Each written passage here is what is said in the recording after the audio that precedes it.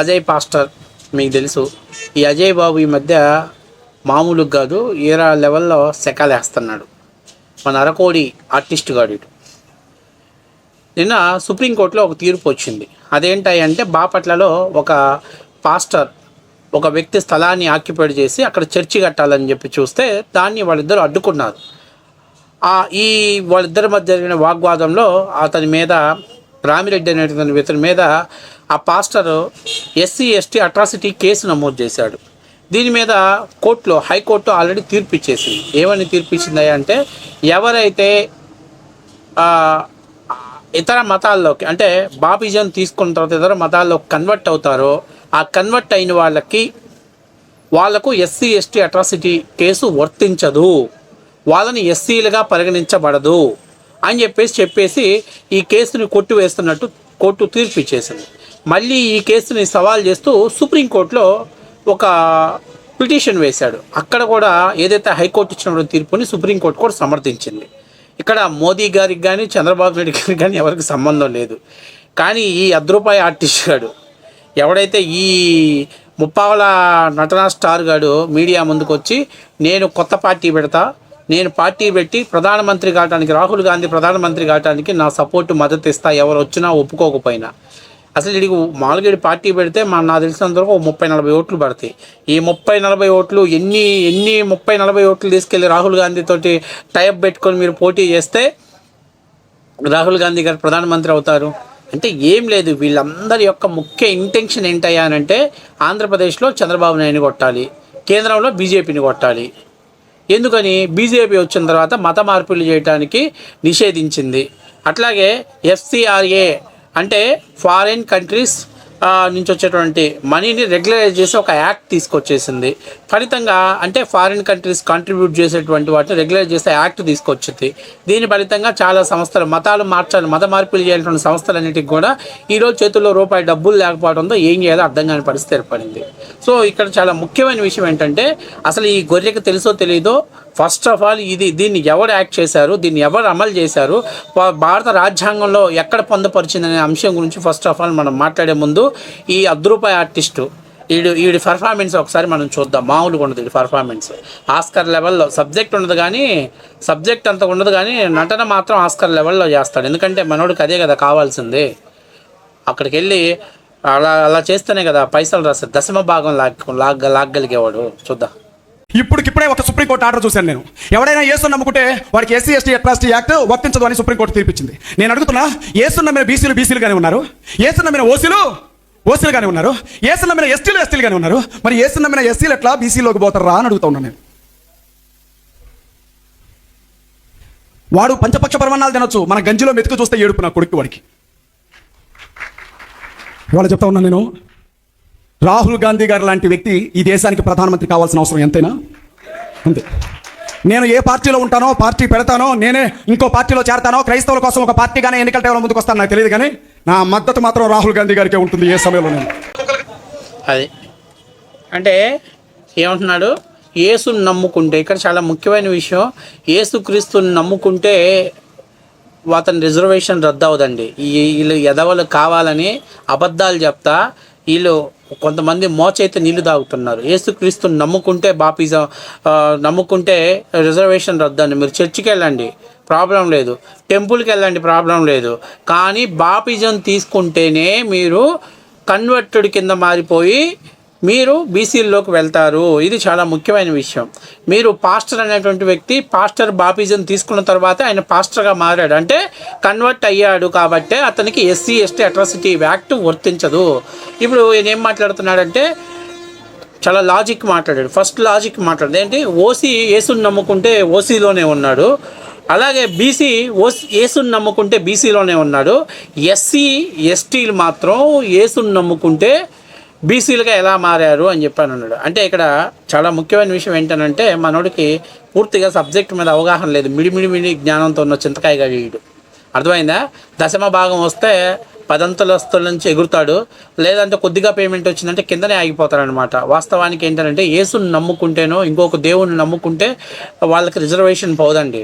ఒక క్రిస్టియను సిక్కుని నమ్ముకోవచ్చు, ముస్లిం అంటే అల్లాని నమ్ముకోవచ్చు, ఎవరినైనా నమ్ముకోవచ్చు, కానీ ఆ మతం తీసుకుంటే, ఆ మతాన్ని పొందితే రిజర్వేషన్ కోల్పోతారు.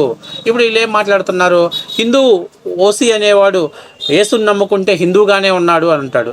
హిందువులకి రిజర్వేషన్లో ఏం కల్పించారు? ఏమున్నాయా హిందువులకి? నా బొంగున్నాయి? ఏం లేవు హిందువులకి.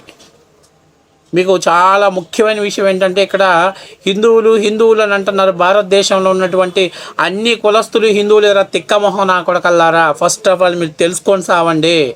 హిందువుల్లో కాపు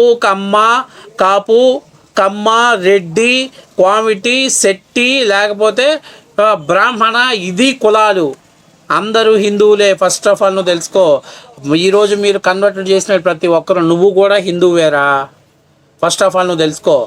ఎస్సీ ఎస్టీలని ఎవరు చెప్పలా. ఎస్సీ ఎస్టీలకు వాళ్ళకి ఎస్సీ ఎస్టీ కులాల్లో పుట్టినందుకు ఆ కులం యొక్క హిందూ కులంలో హిందూ ఎస్సీ ఎస్టీలుగా వాళ్ళు ఉన్నందుకు వాళ్ళని రాజకీయంగా, ఆర్థికంగా, విద్యాపరంగా వాళ్ళని ముందుకు తీసుకురావటం కోసం కల్పించినటువంటి రిజర్వేషను. అందులో నుంచి ఎప్పుడైతే మీరు అంటే ఎస్సీ హిందువులుగా ఉన్నటువంటి మీరు ఎప్పుడైతే అది కాదు అని వదులుకొని మీరు క్రిస్టియానిటీలోకి వస్తారంటే బాపిజం తీసుకొని క్రిస్టియానిటీలోకి వస్తారో అవి పోతాయి అని చెప్పారు. ఇప్పుడు నేను అడుగుతున్నా, కమ్మవాడు యేసుక్రీస్తుని నమ్ముకొని ఓసీ అంటే వెళ్తే ఆయనకి ఓసీ తీసేస్తే అతనికి ఏమైనా బెనిఫిట్స్ ఉన్నాయా? ఏమైనా ఇస్తున్నారా? గవర్నమెంట్ ఏమైనా బెనిఫిట్ ఇస్తుందా? పోనీ ఓసీలో ఉన్నవాడిని తీసుకొచ్చి బీసీలో వేస్తాడా? వేయలేడు కదా. వాళ్ళందరికీ ఎవరికి లేవు. ఒక్క ఎస్సీ ఎస్టీలకే భారతదేశంలో ఒక ప్రత్యేకమైన చట్టాలు ఉన్నాయి. ఆ చట్టాలు ఏమిటాయి అంటే వాళ్ళ ఆత్మరక్షణ కోసం ఎస్సీ ఎస్టీ అట్రాసిటీ కేసులు నమోదు చేయబడతాయి. వాళ్ళ ఆస్తులకి రక్షణ ఉంటుంది. అంతేకాకుండా వాళ్ళకి వివక్షతకు గురయ్యారనే ఉద్దేశంతో వాళ్ళకి రిజర్వేషన్ ఉంది. అట్లాగే ఉద్యోగాల్లో రిజర్వేషన్ ఉంది, చదువుకోవటాల్లో రిజర్వేషన్ ఉంది. అలాగే ఏవైతే కొన్ని పనులు ఉన్నాయో వాటిల్లో వాళ్ళకి చెందే విధంగా, ఎందుకంటే వాళ్ళ ఆర్థికంగా పురోగతి సాధించడం కోసం. ఇప్పుడు ఎంఆర్ఓ ఆఫీస్లో, రెవెన్యూ ఆఫీస్లో ప్యూన్ కావచ్చు, లేకపోతే ఇంకో కొన్ని పోస్టులు ఉంటాయి. అలాంటి పోస్టులు అన్నీ కూడా మెజారిటీ వాళ్ళ చేతుల్లోనే ఉంటాయి. ఎందుకంటే కొంతైనా ఈరోజు పరిస్థితులు మారిపోయాయి. ఒకప్పుడు ఏంటంటే కనీసం తినడానికి కూడా ఇబ్బందికరమైన పరిస్థితుల్లో ఉన్నప్పుడు వాళ్ళకి కొంత ఆర్థిక చేయూతనివ్వాలనే ఉద్దేశంతో అప్పట్లో బిఆర్ అంబేద్కర్ గారు అప్పుడున్నటువంటి పరిస్థితులకు అనుగుణంగా రాజ్యాంగంలో కొన్ని మార్పులు చేశారు. సరే, ఇప్పుడు ఏదైతే మనోడు చెప్పినట్టు సుప్రీంకోర్టు నిన్న తీర్పు ఇచ్చింది, మోదీ గారు చేయించారని చెబుతున్నాడో, అసలు ఇది ఎవరిచ్చారో తెలుసా? 1952లో జవహర్లాల్ నెహ్రూ గారి ప్రభుత్వ హయాంలో ఈ చట్టాన్ని తీసుకురావటం జరిగింది. ఇది భారత రాజ్యాంగంలో ఎవరైతే బిఆర్ అంబేద్కర్ గారు కూడా పొందపరిచారు. ఎస్సీ ఎస్టీ ఎవరైతే ఉన్నారో వాళ్ళు మతం మార్చుకుంటే, అంటే హిందూ మతంలో ఉన్నటువంటి ఎస్సీ ఎస్టీలు మతం మార్చుకొని ఇంకొక మతంలోకి వెళితే అక్కడ వాళ్ళని బీసీలుగా పరిగణించబడుతుందనేది బిఆర్ అంబేద్కర్ గారు పొందపరిచారు. జవహర్లాల్ నెహ్రూ ఎప్పుడైతే మా కాంగ్రెస్ అని తిరుగుతున్నాడో ఆ కాంగ్రెస్ జవహర్లాల్ నెహ్రూలో ఇది శాసనం ద్వారా ఆమోద ముద్ర పొందింది. ఈయన సుప్రీంకోర్టు ఆ శాసనాన్ని ఆధారంగా చేసుకొని సుప్రీంకోర్టు ఈరోజు తీర్పు ఇచ్చింది. ఈ పిచ్చి న్యాయాలకి ఇది తెలియదు, సావదు.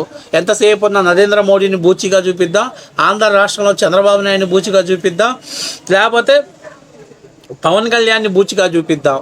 ఇది ఇలా చూపించడం ద్వారా ఇక్కడ జగన్మోహన్ రెడ్డిని, అక్కడ రాహుల్ గాంధీ గారిని ప్రధానమంత్రిని చేద్దాం. ఇదే ఆలోచన తప్పనిచ్చి అసలు ఎవరు చట్టాలు చేశారు, ఎప్పుడు చట్టం చేశారు, చట్టాన్ని ఎప్పుడు ఆమోద ముద్ర లభించింది, చట్టాన్ని ఎవరు తీసుకొచ్చారో అంత ఆలోచన, అవగాహన ఈ కోడి బుర్ర గాడికి లేదు, ఈ దశమ భాగం గాడికి లేదు. కాబట్టి నేను చెప్పేది ఏంటంటే, నీ గంజిలో మెతుకు చూసి మేము బాధపడట్లా, అలాగే నువ్వు పెద్ద బిల్డింగ్ కట్టుకుంటే నేను బాధపడట్లా, కలవారి టెంపుల్ పేరుతోటి పెద్ద పెద్ద భవంతులు కట్టి ఎక్కడికెక్కడికి చర్చిలు కట్టినా మేము బాధపడట్లా. యేసును నమ్ముకుంటే ప్రాబ్లం లేదు. యేసును నమ్ముతున్నారు కదని వాళ్ళని బలవంతంగా క్రిస్టియానిటీ అంటే బాపిజం ఇస్తేనే ఇక్కడ వాళ్ళకు ఉన్నటువంటి రిజర్వేషన్ రద్దవుతుంది.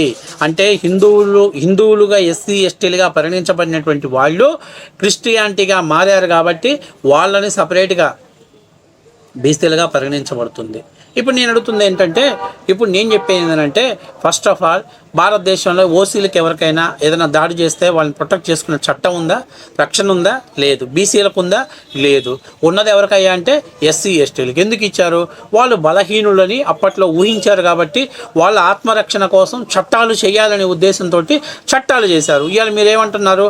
లేదు, మేము బలవంతులమే, మేము తెలియకల వాళ్ళమే, మేము స్వేచ్ఛ వచ్చింది మాకు, కాబట్టి మేము అందుకనే వేరే మతాన్ని తీసుకుంటున్నాం అన్నప్పుడు స్వచ్ఛందంగా మీకున్న రిజర్వేషన్ వదులుకోండి. ఎన్ని చర్చిలు, ఎన్ని చర్చిలు కడుతున్నారు, ఎన్ని మసీదులు కడుతున్నారు దేశంలో. అన్ని తొందరగా హిందూ దేవాలయాలు పెంపొందట్లా, ఇతర దేశాల నుంచి ప్రోత్సాహాలు లభిస్తున్నాయి. కాబట్టి మీరు ఇక్కడ మత మార్పిడి అనేటువంటి ఒక మహాయుద్ధాన్ని దేశంలో చేస్తున్నారు.